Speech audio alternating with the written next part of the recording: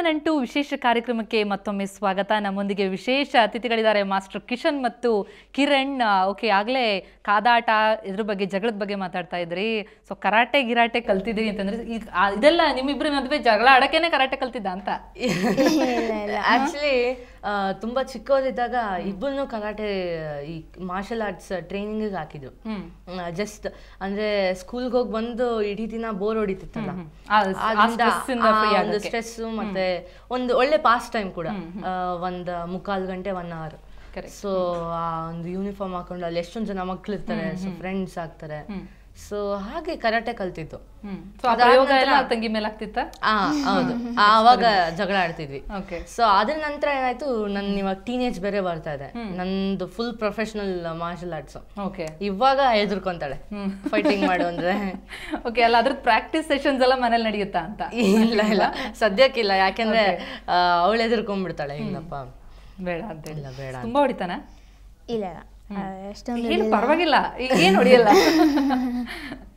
ಯಾರು ಫಸ್ಟ್ ಹೊಡೆದಾಟ ಇದೆಲ್ಲ ಸ್ಟಾರ್ಟ್ ಮಾಡೋದು? ಯಾವ್ದಾದ್ರು ವಿಷಯಕ್ಕೆ ಬಂದ್ರೆ ನಾರ್ಮಲ್ ಆಗಿ ಇಬ್ರು ಸ್ಟಾರ್ಟ್ ಮಾಡ್ಬಿಡ್ತೀವಿ. ಓಕೆ, ಅಂದ್ರೆ ಅವಳು ಕಾಯ್ತಾ ಇರ್ತಾಳೆ, ನಾನು ಕಾಯ್ತಾ ಇರ್ತೀನಿ. ಸೊ ಎಲ್ಲಾರು ಏನಾರು ಒಂದ್ ಸಿಕ್ತು ಅಂದ್ರೆ ಕಿತ್ತಾಟ ಶುರು ಮಾಡುದು. ನಾನು ಎಷ್ಟೊಂದ್ ಸರಿ ನನ್ನ ಫಾರಿನ್ ಟ್ರಿಪ್ಸ್ ಗಳಿಗೆಲ್ಲ ಹೋದಾಗ ಸುಮಾರು 10-15 days ಗ್ಯಾಪ್. ಸೊ ಬಂದಿದ ತಕ್ಷಣ ಕಿತ್ತಾಡೋದು. ಏನಕ್ಕೆ ಅಂದ್ರೆ ಇಷ್ಟು ದಿನ ಯಾರು ಇರ್ಲಿಲ್ವಲ್ಲ ಕಿತ್ತಾಡೋದಕ್ಕೆ ಅಂತ ಅಲ್ಲೇ ಬೈದಾಡ್ಕೊಳ್ಳೋದು. ಸೊ ಅಂದ್ರೆ ನಾವು ಹಿಂಗ ಅನ್ಕೊಂತೀವಿ ಅಷ್ಟೇ. ಸೊ ನಿಮ್ ಪರ್ಸೆಪ್ಷನ್ ಹಿಂಗಿರತ್ತೆ. ಬಟ್ ನಾನೇ ನನ್ನ ಫ್ರೆಂಡ್ಸ್ ನೋಡ್ತೀನಲ್ಲ, ಅಣ್ಣ ತಂಗಿ ನನ್ನ ಜೊತೆ ಇದ್ದಾಗ ಎಷ್ಟು ಅಂದ್ರೆ ನನ್ಗೆ ಅಯ್ಯೋ ಅನ್ಸುತ್ತೆ, ನಾವ್ ಹೆಂಗ್ ಕಿತ್ತಾಡ್ತೀವಿ, ಅವ್ರು ನೋಡಿ ಹೆಂಗಿದಾರೆ ಅಂತ. ಬಟ್ ರಿಯಲ್ ಆಗಿ ಅವ್ರ ಮನೆಯಲ್ಲಿ ಹೋಗಿ ನೋಡಿದ್ರೆ ನಾವೇ ನೇಣ್ ಹಾಕೊಂಡಂಗೆ ಆಗತ್ತೆ. ಹೌದು, ಎಲ್ಲಾ ಅಪ್ಪನ ಮಂದಿರು ನಾನ್ ಮೀಟ್ ಮಾಡ್ದಂಗೆ ಹೇಳ್ತಾರಲ್ಲ, ಅಯ್ಯೋ ನೀವಂತೂ ವಾಸಿಂಗ್ರಪ್ಪ, ನಮ್ ಮಕ್ಳಂತೂ ಕಿತ್ತಾಡ್ತಾರೆ.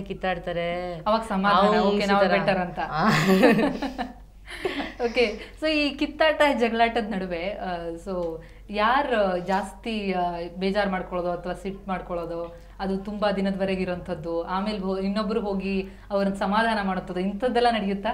ನಾವು ಜಗಳ ಆಡಿರುವಾಗ ಜಾಸ್ತಿ ಹೊತ್ತಿ ಮುಂಚ್ಕೊಳ್ಳಲ್ಲ. ಲೈಕ್ ನಾನು 2 ನಿಮಿಷ ಇರಕ್ಕಾಗಲ್ಲ, ಮಾತಾಡ್ದೆ ಹೋಗ್ಬಿಟ್ಟು ಸಾರಿನಪ್ಪ ಕೇಳ್ಬಿಡ್ತೀನಿ. ಸಾರಿ ಎಲ್ಲ ಕೇಳಲ್ಲ, ಬೇಕು ಅಂತ ಬರ್ಬೇಕು, ಇಲ್ಲ ಅಪ್ಪ ಬರ್ಬೇಕು. ಯಾರು ಬಂದು ಅಂದ್ರೆ ಇವಳಿಗೆ ಸಾರಿ ಹೇಳ್ಕೊಳಕ್ ಒಂದ್ ಮನ್ಸಿರಲ್ಲ, ಆದ್ರಿಂದ ಅವರೇ ಬಂದು ಆ ಒಂದು ಈಗೋನಲ್ಲಿ ಅವರೇ ಬಂದು ಏನಾದ್ರು ಸಮಾಧಾನ ಮಾಡಿಸ್ಬೇಕು. ಸೊ ನೀವ್ ಹೊಡೆದಾಗ ಚಿಕ್ಕವಳು ಯಾಕೆ ಹೊಡಿತಿ ಅಂತ ನನ್ನನ್ನು ಬೈತಾರೆ. ಹೌದು, ಆಮೇಲೆ ಅವಳ ಕೈಯಲ್ಲಿ ಹೊಡಿಸ್ತಾರೆ, ಹೋಗು ಇವಾಗ ನಾನಿದ್ದೀನಿ ಅಂತ. ಸೊ ತಮಾಷೆಗೆ. ಅಂಡ್ ಏನಾರು ಒಂದ್ ಸ್ವಲ್ಪ ಏನಾರು ಆದ್ರೆ ಹತ್ ಬಿಡೋದು ಜೋರಾಗೆ. ಸೊ ನನ್ನನ್ನ ಹುಡ್ಕೊಂಡ್ ಬರ್ತಾರೆ ಅಪ್ಪ ಅಮ್ಮ. ಏನಕ್ಕೆ ಅವಳು ಪಾಪ, ಅವಳು ಚಿಕ್ಕ ಹುಡುಗಿ ಏನಕ್ಕೆ ಹೊಡಿತೀಯ ಅಂತ ನೋಡಿದ್ರೆ ಅಲ್ಲಿ ತಪ್ಪ ಅವಳ್ದಿರತ್ತೆ. ಖತರ್ನಾಕ್. ನಿಜಾನ? ತಪ್ಪಿಂದ ಇರುತ್ತಾ? ಎಷ್ಟೊಂದ್ಸರಿ ಇರುತ್ತಾ? ಎಷ್ಟು ಪ್ರಾಂಪ್ಟ್ ಆಗಿ ಒಪ್ಕೊಳ್ತಾ ಇದ್ದಾಳೆ, ವೆರಿ ಸ್ವೀಟ್. ಓಕೆ, ಸೊ ಈ ಕಾದಾಟದ ಮಧ್ಯೆ ಪ್ರೀತಿ ಇರೋದಕ್ಕೆ ಅಂತ ಕಾದಾಟಗಳು ನಡೆಯುವಂಥದ್ದು. ಸೊ ನಿಮ್ ಎಜುಕೇಶನ್ ಅಲ್ಲಿ ಇರ್ಬಹುದು ಅಥವಾ ನಿನ್ನ ಕೆಲಸದಲ್ಲಿ ಇರ್ಬಹುದು, ಹೇಗೆ ಒಬ್ರಿಗೊಬ್ರು ತಾವು ಹೆಲ್ಪ್ ಮಾಡ್ಕೋತೀರಾ ನೀವು? ಅವಳಿಗೆ ಏನಾದ್ರು ಅವಳು ಇವಾಗ 8th standard ಇರಲಿಲ್ಲ, ಹೈಸ್ಕೂಲ್. ಅಂಡ್ ಈವನ್ ಅವಳು 7th standard ಅಲ್ಲೂ ಏನಾದ್ರು ಅವಳಿಗೆ ಡೌಟ್ಸ್ ಇದ್ರು, ಏನೇ ಒಂದು ಅರ್ಥ ಆಗ್ತಿಲ್ಲ ಅಂದ್ರು ಅಮ್ಮನ್ ಬಂದು ಕೇಳೋಳು. ಮಮ್ಮಿ ಏನಾದ್ರು ಬ್ಯುಸಿ ಇದ್ರೆ ನನ್ನನ್ನು ಕೇಳ್ತಾಳೆ. ಸೊ ನಾನು ಅವಳಿಗೆ ನನಗೆ ಗೊತ್ತಿರೋದಲ್ಲಿ ಹೆಲ್ಪ್ ಮಾಡ್ತೀನಿ. ಯಾಕೆಂದ್ರೆ ಇವಾಗ ತಾನೇ ನಾನು 10th ಮುಗ್ದಿದೆ. ಸೊ ನನಗೆ ಅದ್ರ ಬಗ್ಗೆ ಎಲ್ಲ ಜಾಸ್ತಿ ಟಚ್ ಇರುತ್ತೆ, ಆದ್ರಿಂದ ಅವಳಿಗೆ ಅದ್ರಲ್ಲಿ ಹೆಲ್ಪ್ ಮಾಡ್ತಿರ್ತೀನಿ ಏನಾದ್ರು ಅರ್ಥ ಆಗ್ಲಿಲ್ಲ ಅಂದ್ರೆ. ಅಂಡ್ ಅವಳ ಟೆಸ್ಟ್ಸ್ಗೆ ಓದ್ಕೊಂತಿರ್ಬೇಕಾದ್ರೆ ರಾತ್ರಿ 1 ಗಂಟೆ 2 ಗಂಟೆವರೆಗೂ ನಾನು ಎದ್ದಿರ್ತೀನಿ ಅವಳ ಜೊತೆ. ನಿಜವಾನ? ಅದೇ ತರ ಅವಳು ಎದ್ದಿರ್ತಾಳೆ ನಾನು ಏನಾದ್ರು ಓದ್ಕೊಂತ ಇದ್ರೆ. ಅಂದ್ರೆ ನೋಡ್ತಾಳೆ ಎಷ್ಟರವರೆಗೂ ಓದ್ಕೊಂತಾನೆ ಅಂತ. ನಾನೊಂದ್ 2 ಗಂಟೆ 3 ಗಂಟೆ ಅಂದ್ರೆ 1 ಗಂಟೆಗೆ ತಾಚಿ. ಸೊ ಅವನ್ಗೂ ನೀನ್ ಹೆಲ್ಪ್ ಮಾಡ್ತೀಯಾ? ಅವನ ಸ್ಟುಡಿಯೋ ಇರ್ಬೋದು, ಡೈರೆಕ್ಷನ್, ಈಗ ಬೇರೆ ನಿಂದೇ ಒಂದು ಸ್ಟಾರ್ಟ್ ಮಾಡ್ಕೊಳ್ತಾ ಇದೆಯಾ, ನಿಂದೇ ಒಂದು ಕಂಪನಿ ಬೇರೆ, ಸೊ ಅದೆಲ್ಲದಕ್ಕೂ ಹೆಲ್ಪ್ ಮಾಡ್ತೀಯಾ ನೀನು? ಅಂದ್ರೆ ಇವಾಗ ಸದ್ಯದಲ್ಲಿ ನನ್ನ ಇವಾಗ ಟೀನೇಜ್ ಚಿತ್ರ ನಡೀತಿರೋ ಈ ವಯಸ್ಸೇ ಒಂಥರ ಟೀನೇಜ್ ಚಿತ್ರದ ಶೂಟಿಂಗ್ ನಡೀತಿದೆ. ಆದ್ರಿಂದ ಈ ಟೀನೇಜ್ ನಲ್ಲಿ ತಂಗಿ ಅಸಿಸ್ಟೆಂಟ್ ಡೈರೆಕ್ಟರ್ ಆಗಿ ವರ್ಕ್ ಮಾಡ್ತಾರೆ. 8th standard ಗೆ assistant direction. So she wants to get into animation ನಲ್ಲಿ ಮುಂದುವರಿಬೇಕು ಅಂತಿದ್ದಾರೆ. ಆದ್ರಿಂದ ಈ ಒಂದು ಅಸಿಸ್ಟೆಂಟ್ ಡೈರೆಕ್ಷನ್ ಇಂದ ಅವ್ರಿಗೊಂದು ಎಕ್ಸ್ಪೀರಿಯನ್ಸ್ ಬರುತ್ತೆ ಅನಿಮೇಷನ್ಗೆ ಅನ್ನೋ ಒಂದು ದಿಟ್ನಲ್ಲಿ. ನಿನ್ಗೆ ಅನ್ಸುತ್ತಮ್ಮ, ಈಗ ಅವ್ನು ಫುಲ್ ಡೈರೆಕ್ಷನ್ ಎಲ್ಲ ಮಾಡಿದಾನೆ, ಅವನ ಫಿಲ್ಮ್ ಆಕ್ಟಿಂಗ್ ಮಾಡಿದಾನೆ, ಅವ್ನಿಗೆ ಚೆನ್ನಾಗಿ ಗೊತ್ತು ಫೀಲ್ಡು. ಸೊ ಹಂಗಾಗಿ ಅದರಿಂದ ಟಿಪ್ಸ್ ತಗೊಳ್ತಾ ಇರ್ತೀಯ ನೀನು? ಯಾವ ರೀತಿ ಹೆಲ್ಪ್ ಆಗುತ್ತೆ ನಿಂಗೆ? ಏನಾದ್ರು ಗೊತ್ತಿಲ್ಲ ಅಂದರೆ ಇವ್ರನ್ನ ಕೇಳ್ತೀನಿ, ಇಲ್ಲಾಂದರೆ ಡ್ಯಾಡಿನ ಕೇಳ್ತೀನಿ. ಆವಾಗ ಹೆಲ್ಪ್ ಆಗುತ್ತೆ. ಏನಾದ್ರು ತಪ್ಪು ಮಾಡಿದ್ರೆ ಹೇಳ್ತಾರೆ, ಹಿಂಗೆ ಮಾಡಬಾರ್ದು, ಬೈತಾರೆ. ನಾನು ಬೇಜಾರು ಮಾಡ್ಕೊಳ್ಳಲ್ಲ, ಕರೆಕ್ಟ್ ಮಾಡ್ಕೋತೀನಿ. ಆಮೇಲೆ ಡಬಲ್ ಕಾಲ್ ಶೀಟ್ ಇದ್ದಾಗ ಅವಾಗೆಲ್ಲ ತುಂಬ ಹೆಲ್ಪ್ ಮಾಡ್ತಾರೆ.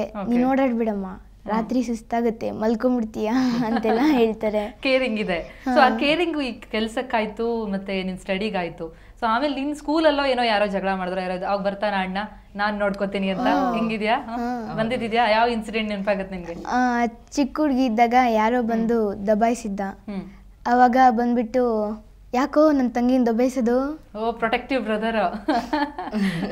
ಹಂಗೆ ಅವಳು ಅವಾಗ I think 3rd standard 4th standard ಏನೋ ಆ ಮಕ್ಳ ಮಧ್ಯೆ ಇನ್ನೇನಿರತ್ತೆ, ಏನೋ ಪೆನ್ಸಿಲ್ ಅಲ್ಲಿ ಏನೋ ಕಿತ್ತಾಡೋದು, ರಬ್ಬರು, ಅದು ಇದಕ್ಕೆ.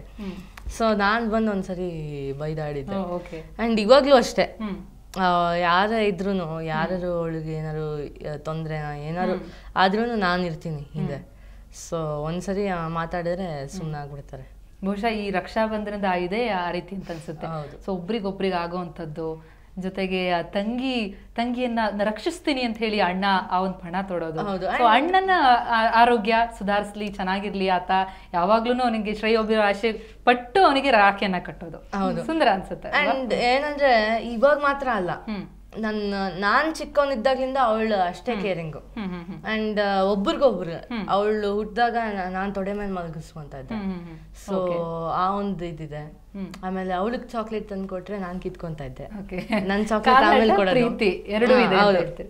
ವಂಡರ್ಫುಲ್. ಓಕೆ, ಇದು ಕಿರಣ್ ಮತ್ತು ಮಾಸ್ಟರ್ ಕಿಶನ್ ಇವರಿಬ್ಬರ ಸುಂದರವಾದಂತಹ ಬಾಂಧವ್ಯ. ಸೊ ಇದು ಇನ್ನೂ ಮುಂದುವರಿಯುತ್ತೆ. ಇವರ ಬಾಂಧವ್ಯದಲ್ಲಿ ಇನ್ಯಾವ ಇಂಟ್ರೆಸ್ಟಿಂಗ್ ಕಹಾನಿಗಳು ಅಡಗಿವೆ ಅಂತ ಅದನ್ನು ಕೇಳೋಣ. ಅದಕ್ಕೂ ಮುನ್ನ ಇನ್ನೊಂದು ಪುಟ್ಟ ಬ್ರೇಕ್ ತಗೊಳ್ಳಿ.